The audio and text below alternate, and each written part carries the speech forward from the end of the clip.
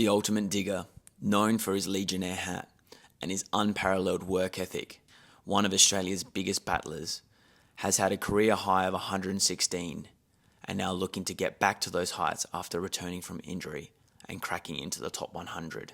He's also had some dark times and he's learnt from those experiences to become better with his emotions, better with his mindset, and to handle the rigours of the tour. This is Marc Polmans.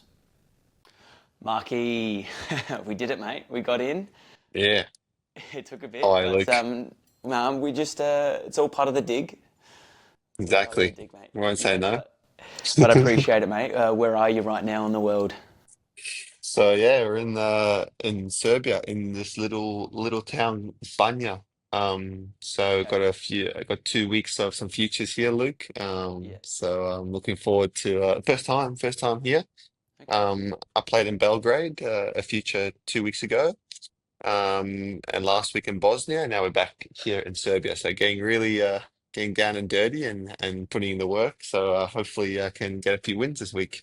Yeah. Absolutely. Expect nothing less from you, mate. Yeah. Which I'll dive into all that stuff, but I think a really good place to start for us today, mate, is I guess just to talk a little bit about your background and where you started. So we don't need to go into I guess and track the whole journey, but I thought something that was really interesting to talk about was maybe some people didn't know that you were born in South Africa and that you were, I think, came to Australia when you were 10. So I'm curious to Yep, know that's correct. what was life like in South Africa and what is life like in South Africa in general. Um, and how would you compare, I guess, the tennis scene there compared to what your experience has been in the tennis scene in Australia? Yeah, well, I think I'm very, very lucky, Luke, to live in Australia. My parents had to make a very difficult decision to relocate, because everything was established there in South Africa. All our friends and family were there. But my mom and dad wanted me and my brother to have uh, good opportunities to improve our tennis and hopefully become pro players one day. So that was the main reason to leave South Africa and move to Australia, where it's a Grand Slam country. Tennis is, very healthy competition, a lot of good pro players in the past. So it was a good place to develop my game, which is the reason, yeah, my parents made the decision to leave South Africa. And I came to Australia and started playing all the junior tournaments. Very healthy competition. A lot of good players to train with in Melbourne. I started at the National Academy there, and I've been there training at the National Academy the last since I was 10, so last 15, 16 years. Mm. So I call Melbourne home. But I mean the competition in South Africa was still good. I was only 10 years old, so Yeah, yeah. you can't really expect that much from that young age.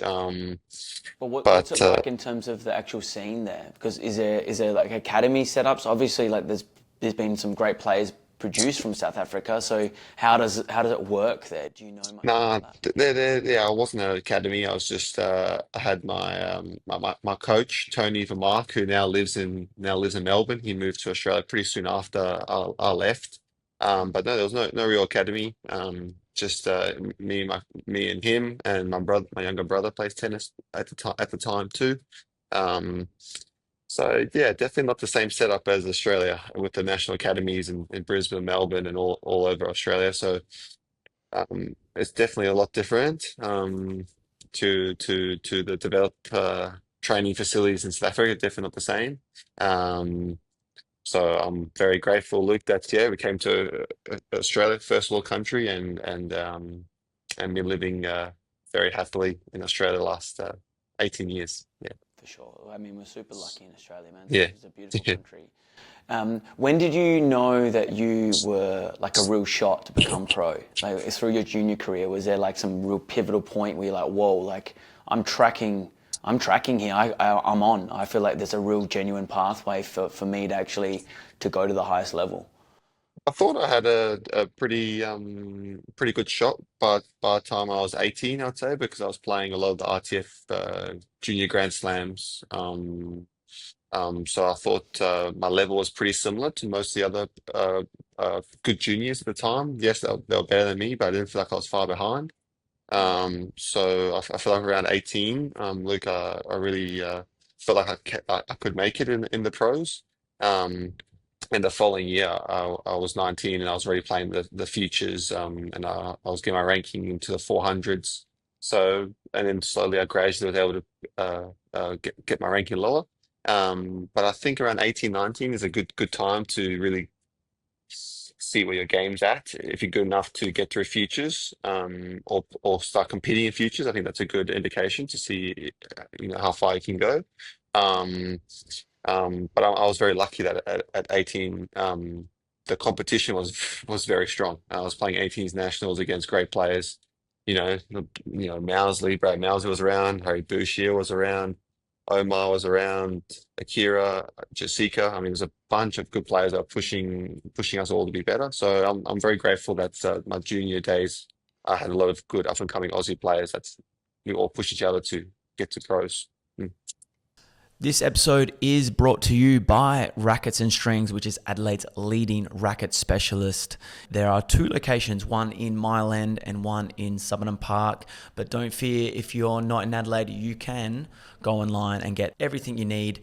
All tennis accessories, all racket sport accessories as well. If you are in store, you can try before you buy. They have two hitting walls in both their locations. You can take a demo away, and you're getting expert advice from the best in the business. They are a family business that have been doing it for 40 years, and Matt has been doing it for 20 himself. So he is extremely knowledgeable and is very good at steering you in the right direction to actually get the right equipment that is going to be good for your personal needs.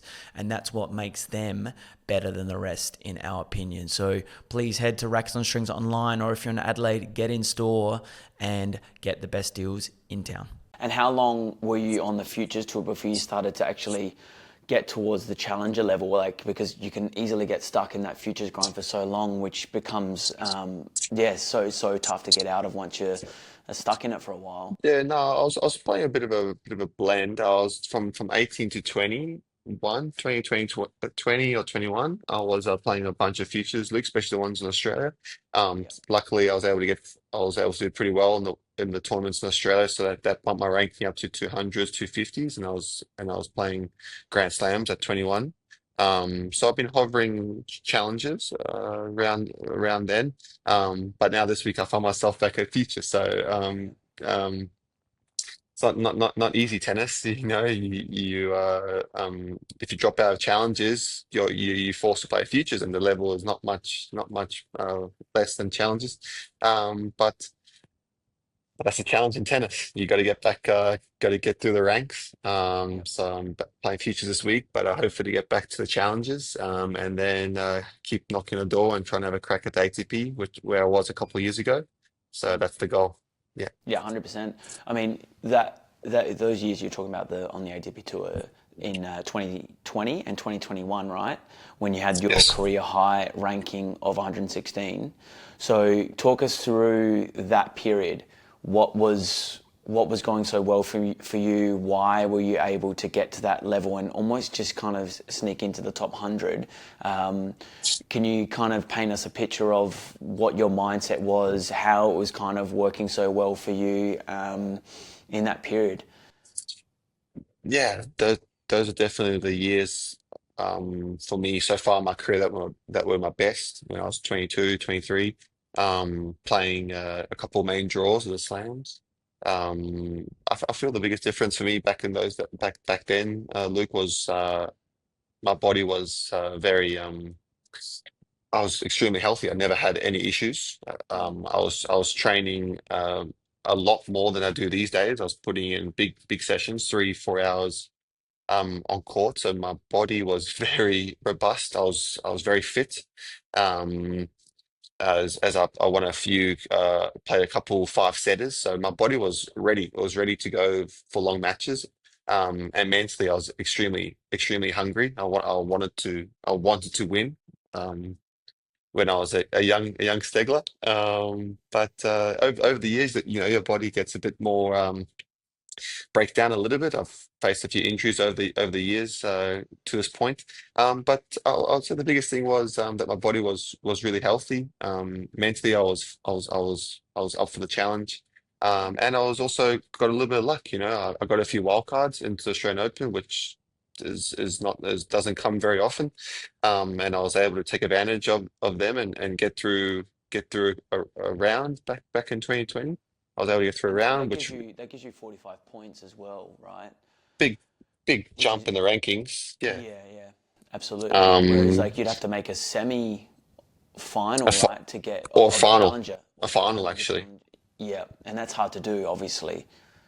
So yeah. And then the following year in 2021, I was able to qualify and get through a round of Wimbledon. So those points helped me get higher up in the rankings.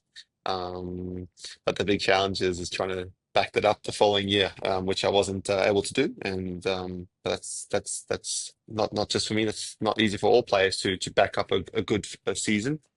Um, But yeah, I'm very proud that my career high has been 116 so far, Luke. I'm very happy with that. Obviously, I want to try to do better and try to get inside the top 100. So that still remains my number one goal. Um, but but it's all part of the journey. I love the journey of tennis. Luke, it's not always smooth. So you just got to embrace that, and you only get one life to play the sport. So I'm enjoying it. Yeah. Yeah. I love the mentality that you have, man. I respect it so much. I wish a lot of Thank juniors, you. I feel like a lot of juniors could get a lot or out of how you see the game and the world. So, no, mad respect, bro. Thank you. Um, how was that next year though? So you had like a really good year, and then backing that up, did you feel a lot of that pressure? Like, how did it weigh on you mentally?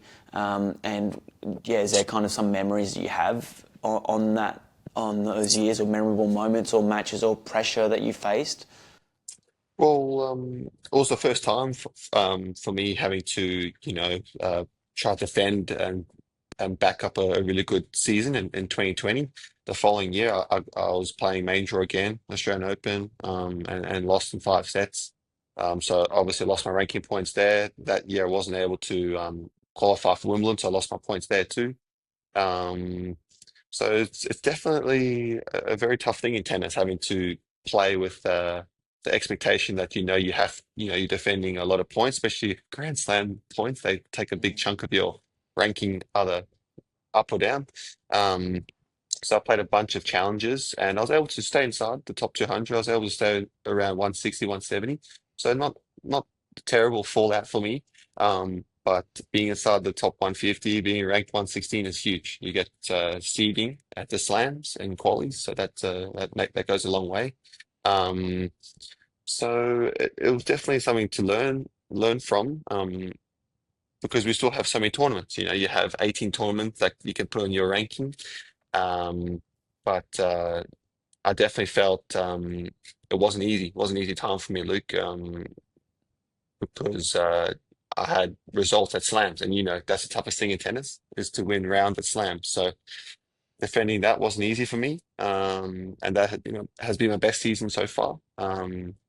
So hopefully I can get back to playing qualifying at Grand Slams and putting myself in those positions to play for big ranking points and get yourself up the rankings quicker. Yeah. With the financial aid that you got throughout that time where you made the slams and you won some rounds and slams, how did you go about investing? Like, were there some strategies that you put into place in terms of like coaching or performance, Yep. or like just even personal finance goals, or like buying a house or anything like that? Was How did you go about that? Because that would have been like your first big influx of money. Correct. And I think it's stuff that players don't talk about, and it's not really mentioned, or maybe how to manage money. So, yeah, how did you go about that when you had that influx of cash come in? Well, all my prize money that I made at those slams at the Australian Open, getting to the first round, getting to Wimbledon first round, that's all just been fed back into my tennis, Luke. I've traveled with a coach for 20 plus weeks for the last 7, 8 years. So as you can imagine, that's it's definitely not a cheap thing to be paying for yourself and someone else, but that's the box you have to tick as being a pro tennis player. You have to. put everything. You have to invest in yourself. You have to travel with a coach who's going to help you get through rounds of big tournaments. So I invested in a coach. At the time, he traveled with me for 2 years. He was from Poland. His name was Marcel. Um, so he traveled with me for 2 years, and then I had my own fitness trainer who wasn't traveling with me, but he was providing me programs. So I would pay him for his expertise and giving me programs to keep my body in shape. And now I travel with my younger brother, who I take care of his expenses, obviously, but he helps me a lot. He prepares me for my matches. He scouts my opponents. He does all the little one percenters that add up to, you know, hopefully helping you win matches. But as you know, Luke, tennis is a very expensive sport, especially us being from Australia. We're not very close to home, so we have to travel for months and weeks away from home. And Yeah, I'm just very lucky that I've been able to play Grand Slams and I can invest that money myself. A lot of players have been stuck on the Challenger circuit and do not making much money on the Challenger circuit. Yeah. So I do consider myself one of the lucky ones that I have done well at Grand Slam, so I can invest the money myself. I've been able to get my own property in Melbourne, which still got a couple of years to pay it off, but at least I got somewhere that I can stay when I'm home and not just with my mom and dad. Yeah, yeah, absolutely, Yeah. man. Yeah, spot on. How is your relationship with your brother, and what is his experience with tennis? Because I heard that he can actually play a really good level and a really good striker of the ball. I think we a good combination. We great buddies off the court. We don't heckle each other or get on each other's nerves. And also he's a great player. He tried to play pro. He went to college, but unfortunately that was the time of COVID, so he didn't end up going to college. He ended up coming back to Australia. Um, and That was the time when I was looking for a someone to travel with me because I ended up stopping with one of my coaches then. COVID was a very difficult time, so everyone was staying home. So I ended up training a lot with my brother in Melbourne, and then the following season, when tournaments resumed, he was training with me, and it worked well. But like I said, look, he warms me up for my matches, which is nice. I don't have to worry about organizing another player to warm me up. I can just hit with him. If I need to work on some specifics, he can serve at me. He can do drills at me. So it actually is quite handy to have someone that I can just tell what to do on the court. But yeah, no, I love traveling with him. It makes traveling. We want to be on the road now a month and a half, so it's been we're away from home a long time. So it's very nice to have my brother traveling with me. Yeah, 100%. Like, how's your game changed? Like, when you're in that, like, I guess that Grand Slam era to now, I feel like as you get older and more experienced, it's almost like you develop your game and your understanding of your game and your skill set even more, even though maybe the body isn't quite the same. Do you feel like in a way, even though the ranking's not there, you're almost or are a better player than what you were? It's yeah, that's a good point, Luke. I do feel like I'm a lot better player than I was 5, 6 years ago. Um, I also do think the tour has improved a lot in the last 5, 6 years too. I think everyone improves themselves. The challenge tour has gone stronger. The future tour has gone stronger. But I think the biggest thing that I think I do better than back then was I play a bit more aggressive. Maybe back 5, 6 years ago, I was really known as a grinder. I would just stay behind the baseline and run all day. Um, but now over the years, I've tried to come to the net more and try to put more pressure on my opponent and not try to have as many long rallies. Even though I do find myself still having 2.5 hour matches. So sometimes those don't seem to disappear. But I just got to stick with what I have. I'm not the biggest server, Luke. I don't have the biggest serve, but maybe I have better defensive skills. Maybe that's just one of my skills in tennis. So you got to use what you got. but I've been trying to make my game more and more aggressive, trying to work on my forehand to try to dictate the opponent and not allow him to make me run so much. Maybe try and make him run a bit more. So always working on little parts of my game. But the biggest thing I think is just is the mental side. I think, Luke. I think that tennis is. I've been on the tour for many years now, so I know how I need to play. But it's more about just showing up every week and cutting out the bad day performances. Sometimes I still have drops in my level throughout a tournament, which will result in a loss. And I think the top players who are top 100, they just have a very little amount of those days where they play bad. I think they're always playing very solid, consistent level. As you know, that's nothing new. So that's still something I'm. What do you think? What do you think helps that? Like, if there's some advice or I guess some experience that you could share there, what helps you not drop that level to actually have less of those bad days? I think it sometimes comes down to looking too far ahead in the draw. Sometimes I'm a bit guilty of that. I look at who's maybe a few rounds ahead of me, where you just got to focus on just the round that you're playing in. Um, so I sometimes fall into the trap of going, okay, I'm on the second seed this week or the first seed this week. The first few rounds should be easy, but that's a bad trap. So now I don't even look at the draw. I just my brother tells me who I play and take it one match at a time. And I found that is a much better way to just stay locked in for the one match at a time and because everyone can play. You can get knocked down the first round, so you got to be switched on from the first game. So maybe that's the piece of advice I would give Luke is not look too far ahead in the draw and maybe just get someone to tell you who you're playing and get to that match first and then on to the next one. Nice, I like it. So you said how the tour's actually gotten stronger, and I've heard this from a few people. Like from your experience and just watching the tour over the last years, like what have you observed in how it's changed, and why do you think it's just gotten so much stronger than before? I really do feel, Luke, that the depth is just so much stronger. I mean, there's I'm playing some guys here the last few weeks that are 1,000. And I'm scratching my head thinking, geez, I'm 4-all in the first set, been playing for 50 minutes, and I'm thinking to myself, how are these guys ranked 1,000? So I don't know why some of these tournaments why some of these guys just um don't have higher rankings. But in terms of challenges, I feel like the challenger qualities is very strong. Everyone is just only a few points aside on the day. I know. Remember when you were at the challenges in Australia end of last year? How many close three-set matches were there out there? So I feel like everyone is just 1 or 2% on the day that could be the difference. Um, but if you the reason why it's stronger, that's a good question. I just think everyone just competes so hard. No one just gives you a match these days.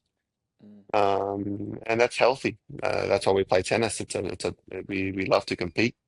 But I'm actually unsure why it's gotten better. I don't know why from 5 years ago why it's stronger now. I'm not sure. Yeah.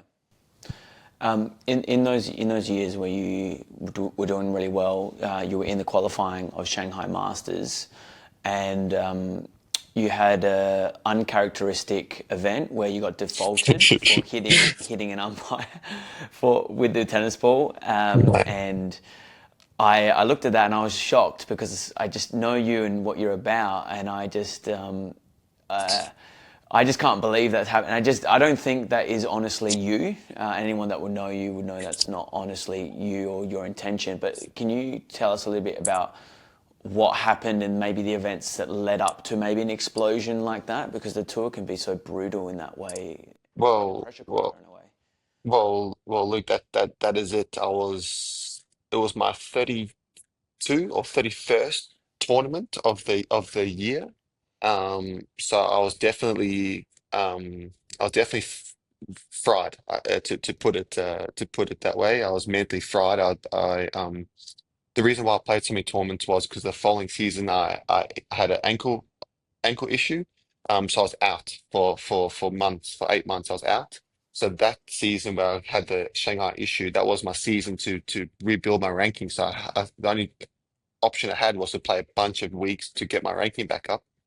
Mm, So I was at 31 tournaments, and it was a big match for me. It was to qualify for my first Masters 1000, um, and it was match point in the second set tiebreak, and we had a long rally, and I come into net missing a volley, which I couldn't believe I missed the volley, and the ball rolled back to me from I missing the net. The ball rolled back to my feet, and I just wanted to swat the ball away from my feet. Don't do this, though, Luke. And hit it, and without even thinking where I'm hitting it, just hit it, and it went straight into the umpire's face, and my heart just sunk. I was like, I don't know what I've just done. I don't know how this is just how the split second decision for me just to swat the ball away to hit it into the umpire's face, and I knew it straight away default, and I knew it was going to be a huge fine, and I knew I was like this is not something that should ever happen to me. I've always prided myself on discipline and not doing anything to my rackets, not swearing, but that was definitely a season I feel, Luke, where I was getting more angry on court. I was definitely getting frustrated more easy than I ever have in the past. I think it's because I wanted to get back to where I was so badly, mm, that I was willing to fight, and my anger was starting to get the better of me. And that was just a lesson that I had to accept because I was definitely I was definitely going down a path that I've never been before. I was getting, like I said, very frustrated on court, and that was the final thing to tell me I have to I have to reel it back. I can't be acting like this on the court. And unfortunately, that was the way I got taught the lesson. Was I made a mistake like that, and that was a big switch in my head because I got fined massively. yeah. It was terrible for my for my image. It was terrible in many ways. What was the So backlash on that? Like, did you face sponsorship issues and did you cop a lot of heat, like all thank online and stuff? well, thankfully, I didn't cop any contract issues. I didn't lose any sponsors, thank goodness for that. But I copped a monster fine, which took me many, many tournaments of challenges to pay back. I didn't get paid from I How didn't get much paid was from that, if you don't mind me it asking? was 17 grand Yeah. US. But I had to appeal it a few times. They wanted to sting me with 45 or 50K to start, and I had to appeal it, which was one third of my prize money or half my prize money for the year. So Yeah. yeah, the ATP didn't help me very much in that situation, Luke, considering it was a huge accident. I didn't try to hit him try to hit him. But yes, I've hit the umpire in the face, so you have to be punished. Um, but yeah, no, I made the final in Sydney the week later of the Challenger. I didn't get paid, so I had to eventually pay back the fine of my prize money. Yeah. Um, so that was a big lesson. To never lose your cool on the court, Luke. Even though that was one of the few times I've ever lost my cool on the court. And when I rewatch the video, there's so many things that could have happened. I could have, I should have hit a winner. First of all, he guessed right and he made me volley, and I should never miss the volley, and I missed into the net, and the ball rolled perfectly onto my feet, and I Yeah. swatted. There was a few things that happened, but things happen. Like crap Of happens. course. I mean, it's life, right? But did that fundamentally change you, that event? Do you think? Definitely, it snapped me. It snapped me out of the pathway I was on. It really got me back to like, geez, mate, you need to reel yourself in. You need to deal with your emotions better on court, like you have in the past. It's not something that I can't do.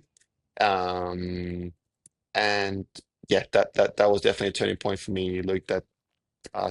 Yeah, it was shocking. It was terrible part. Probably the worst part of my career so far was people knowing that I can lose my cool on court because it was Mm-mm. something I've always prided myself on is having good mentality on the court. So to see the other competitors see that I'm actually vulnerable in that area did hurt me a lot too. I didn't want I don't want them to have that advantage on me. And then also the fines, there's a lot about it. Yeah, Yeah. yeah, absolutely. So did you go into like a ankle surgery after that? Like what The year before, what the the year year before before? that. Okay, okay. Mm. And then you've come back from injury recently, right? I've come back from a patella tendon problem in my knee, Luke. Okay. So What that happened there? Was was that just overuse and just something over time, or what kind of caused that? just wear and tear, really, Luke. It's Yeah. just from playing years and years on the tour, and your body can't handle. I mean, we have 1 day off a week for most of the year. I can't remember the last time I you know, took a break from tennis apart from this injury. So my patella tendon in my knee just was stopping me from bending. And sprinting. It pretty much stops you from using your knee. So I had to take 4 months of this year off to get my body to get my knee healthy, and I played all of last season with it. So I wasn't playing fully fit, but I'm sure a lot of players are playing not fully fit either. So it's just an attempt to get my knee 100%. That's why I took the 4 month break, Luke.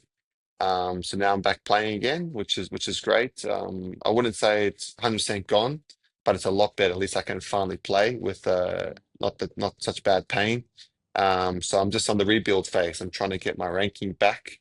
Um, and the only way to do that is by playing many weeks. But I know now not to play 31, 32 tournaments Yeah, yeah, because I yeah. might get a bit too mentally cooked. For sure. So what's the plan on your schedule, and how did you decide that for like now into the next months? Well, I'm playing on clay at the moment, Luke, which I would say my best surface is hardcore. So, um, but the tough part about this part of the season is, you can play the tournaments on grass, which I'd love to be playing, but my ranking's not good enough, so I have to play somewhere else. Um, and tournaments here in Europe are just so easy to play. It's just so close. Everything is so close. The flights are cheaper. So I've just decided to camp out here in Europe and play some clay court events. I don't mind playing on clay.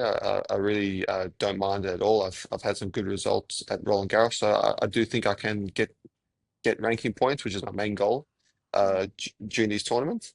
Um, but I can definitely confirm, Luke, the would love to be back on the Challenger Tour. I think the Futures Tour is definitely a bit more grim compared to the Challengers. Yeah, yeah. But I definitely don't mind. It's just good perspective. You What are you get through this observing part. on the Futures Tour now that you're kind of back in it after such a long period out of it? Oh, I definitely forgot a little bit about it. The Futures Tour is definitely not the same. You don't get new balls, which is a big thing to practice with, so you can get used to your matches. You practice with the same old balls the whole week. Um, your accommodation is not taken care of. At challenges, your accommodation while you're in the tournament is taken care of. So there's that. And pretty much every expense you can think of, Luke, you have to pay for. You have to pay for Yeah. everything at Futures. Um, but man, that's not the worry. I'm here to compete and to win matches and get back to challenges. That's my goal. Mm. Yeah, yeah, yeah. And how far do you think, or how many, I guess, matches do you need to win, or how does it look for you to get back to that level? Have you kind of mapped that out, or you're not really thinking like that at all? Yeah, I haven't actually looked at how many ranking points I need to get back. I just know that futures you have to win many more futures to get back up, Luke. So I'm just trying to play as many as I can. I've played already 4 in a row now, so this is my fifth one in a row this week. Um, so I'm spending this rest of the season playing futures, and hopefully my ranking will be good enough to get into Australian Open come the end of this season. So I'm actually not really looking at how many points I need. I'm just going to try to play as many tournaments as I can and try to get as many wins as I can, and hopefully by come December, my ranking will be in a position that I can play Australian Open, and then we'll go again, do it all over again, but hopefully on 100%. the Challenger circuit. Yeah, yeah, yeah, yeah. So how is the Yeah. form right now? Like, what's the level like? How do you see your game at the moment? Is there anything, Yeah, any key intentions you're trying to bring to the match court out there? it's definitely a bit of a frustrating time for me at the moment, Luke.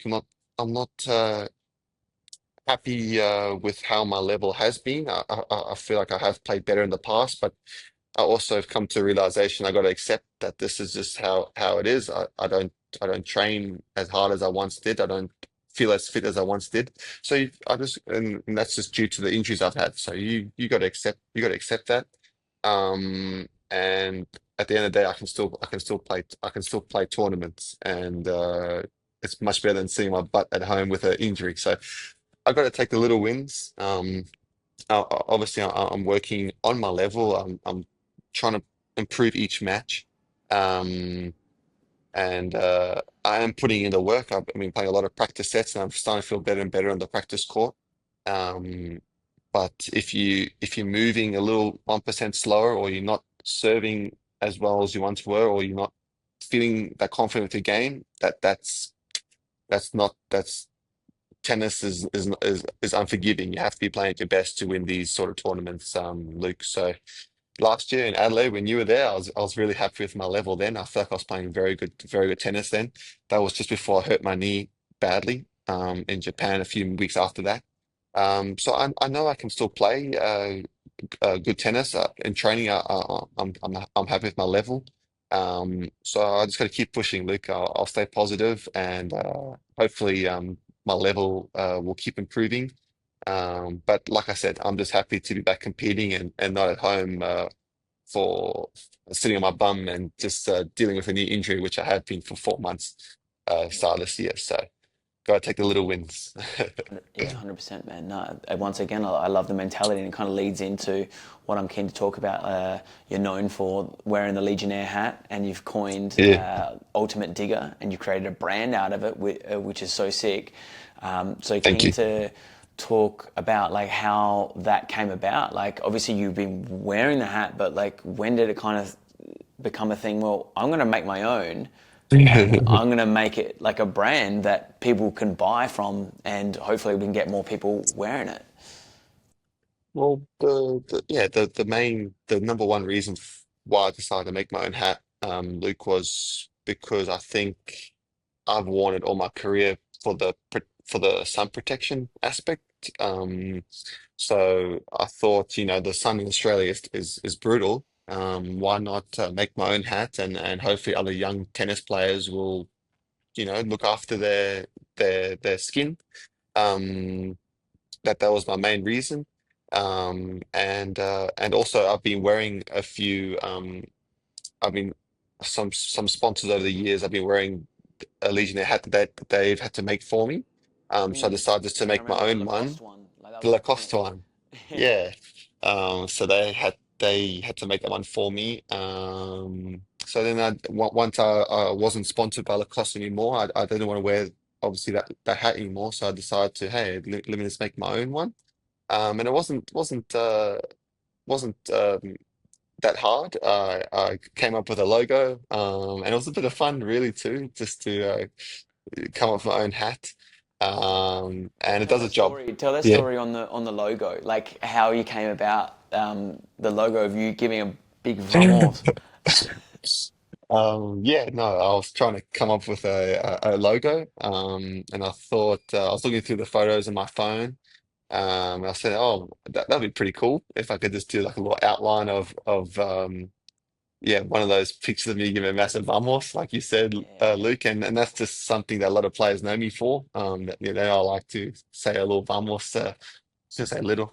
I should say big vamos during matches.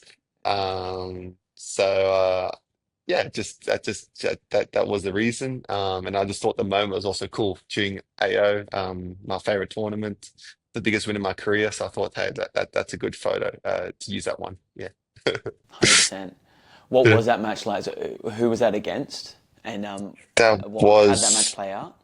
that was against Kukushkin in 2020, where I Yeah. finally got my first win at the AO, which I had a few tough years prior. I lost it in two five-setters. So I was pumped that I was able to get one five-setter back, and yeah, get up 6-4 in the fifth in one of my longest matches. So that was cool.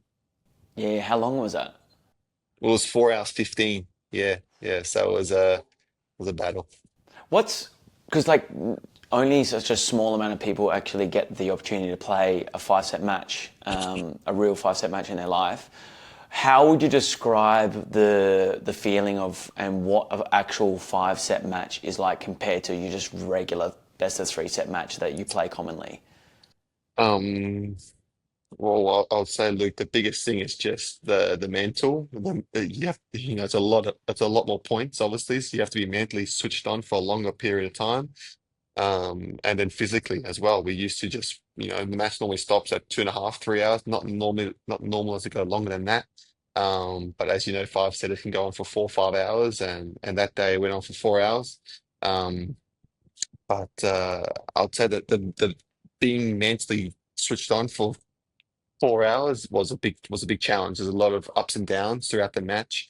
He took a big lead, then I would come back, and then I would have a big lead, and he would come back. So it's definitely big flows of momentum Mm. throughout a 5 setter, and but I think how cool is that though? I think playing tennis over 5 sets is just epic, especially at slams where you're playing for a lot of in my eyes, glory. Winning mass at Grand Slams is the coolest thing in tennis. So why not make it 5 sets, and one day you can tell a story you won in five at the AO. So I feel like that's pretty Yeah, cool. yeah. 100%. Do Yeah. you think that it should be more than just Grand Slams? Because obviously they used to have it in the Masters back in the day. Yeah. What are your thoughts on that? Should there be more opportunities to play best of 5?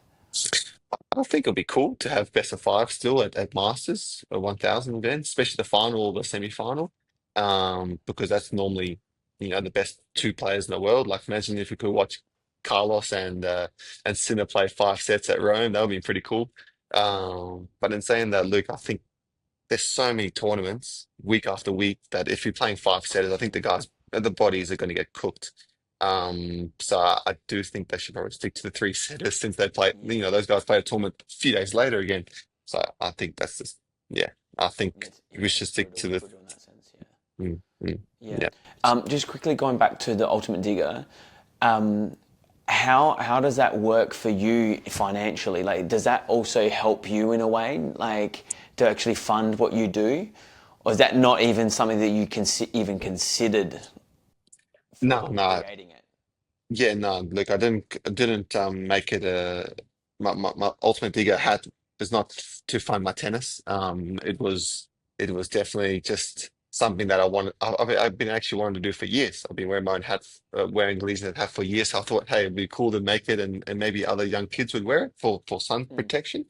Um, and that's mainly been the audience. A lot of the young kids in Melbourne have been wearing it, so that's been pretty cool at the NTC, seeing little 10-year-olds, little 9-year-olds walking around with them on. So that was my main goal. Um, and hey, yeah, to make a little bit of money from it is also cool, but that's not the reason. Look, and I made a big investment in it. I used a decent amount of prize money I've earned from tennis to make sure the hats are good quality and all that. So I definitely didn't want to make crappy Legionnaire hats. So they're good quality for youngsters to protect them from the sun for sure. Yeah, Yeah, I mean, the brand for you makes so much sense. I think it's such a cool innovation that you've put thank in. you. And dude, the one you gave me, I wore it on like a 36-degree day and played a match, dude. And you said I'll never lose a 3rd set match, like a 3 set Nah, match ever again. Dude, nah. I went out there and in the third, I got rolled wearing that hat. I felt so embarrassed. I felt so embarrassed that Oh no, I didn't do the hat justice, and I let you and the no, brand no, down. no, no. About 70% of the time will help you win. Luke, not always. 70% of the time. Okay, okay, it's in the fine print As because long as you dug deep, that's all that matters. yeah, I mean I always absolutely dig deep. I just got jumped in the third with some new balls. And Oh, then that's the I worst. just was playing catch up after that, and the guy was striking so big with the Yeah, fifties, and serving big. and then Yeah, after that, I was just like, man, I'm just battling here. yeah. Nah, that's all right, Luke. Sometimes it can get away, those third sets. I lost the third set, 7-6 actually, in the third a couple of weeks ago in 3 hours and 40 minutes. And I was No way. fighting for my life to win that tiebreak, but the other guy just went God mode and got me 7-2 in the tiebreak. So sometimes you got to take your hat off. Yeah. I mean, yeah, it is what it is. That's life, huh? Yeah, Yeah. yeah, exactly. Is there any kind of matches for you that stand out in your career? Just to kind of wrap up here, is there any keys that you, outside of that concussion one, that even for different reasons, that not even like that your classic super long, but is there some that you remember, or a couple that you think, wow, that match there was iconic for me or huge for me for whatever reason? Um, I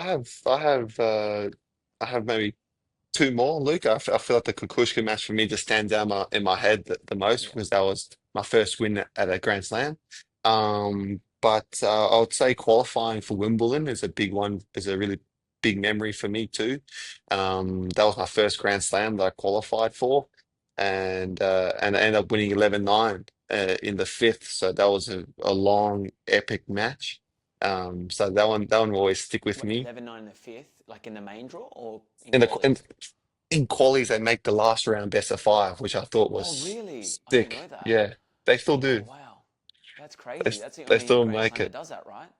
Yeah, yeah, yeah. So that was Yeah. epic. So I ended up getting through there against the big serving Indian, yeah, Ramkumar Ramanathan. So a bit of a weird name, but Mm. he was serving rockets, and I couldn't break him. So ended up going down to the wire. And then my third favorite one would have to be again at the AO when me and my doubles partner at the time, Andrew Whittington, we uh we were playing as wildcards in Aussie Open, and we ended up getting through to the semi-finals, which was very unexpected for me and for him. And we played Herbert and Mahut in the quarters on my court arena, and they were the number one pair in the world at the time. So I thought this is absolutely sick. We're playing the best pair in the world at AO with a packed out crowd, Mm. and ended up getting through that one too in a three setter. So I've had some cool memories over the years, Luke, and I That hope I would have been can. insane. Yeah, no, it was pretty nuts. Yeah, yeah. And the funny thing was, no one really. Most of the players didn't know us, which was we had a big element of surprise. We were just, this is back in 2018 or 2019, so it's a long time ago now. So most of the players didn't know where to serve to us. They didn't know like what our strengths and weaknesses were. So uh, we're really playing free too. Um, and that was pretty cool get through to the semis. Yeah, That's epic, man. One more question quickly.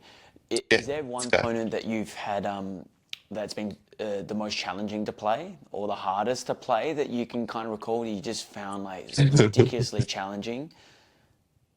Definitely had a few guys over the years, Luke, that I've find very tricky to play against. One of them would have to be Martin Fucsovics. I've played him twice, and he's always got me in a close three setter and a close five setter. And I feel like he's just one of those players who just, mate, he just doesn't, he refuses to die. He doesn't care if he's down 3-love in the third or down to two breaks, he just keeps fighting. And he has that game style where we play kind of similar. We both, waiting for an error from the opponent. So it's definitely a clash of game styles. Um, and who else have I played over the years? I mean, a wild one would be Norbert Gombos. That guy. I'm not Okay. sure if you know him, Luke. He has crushed me a few times, like I think three or four times. He's absolutely dusted me, and I didn't even play bad. I said to my brother, I said, mate, what else could I done? I emptied the tank. I ripped everything I could. I came to the net.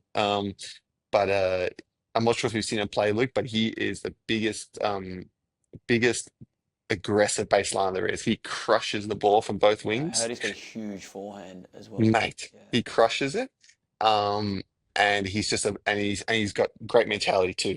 So he's dusted me many times over the year. So I'm happy and he's one of my good friends too. So we always joke about it. But I'm happy he's close to the end of his career because I don't want to see that go ever again. Yeah. Love it, man. Well, you got to get off to training, man. So I'm gonna leave it there with you. But really appreciate you making the effort and taking the time to chat online, man. And I really hope that you're fit and healthy, get the ranking up, do what you love. Hopefully, get closer to your AO goal. And I would love to see you in Adelaide if you can get down.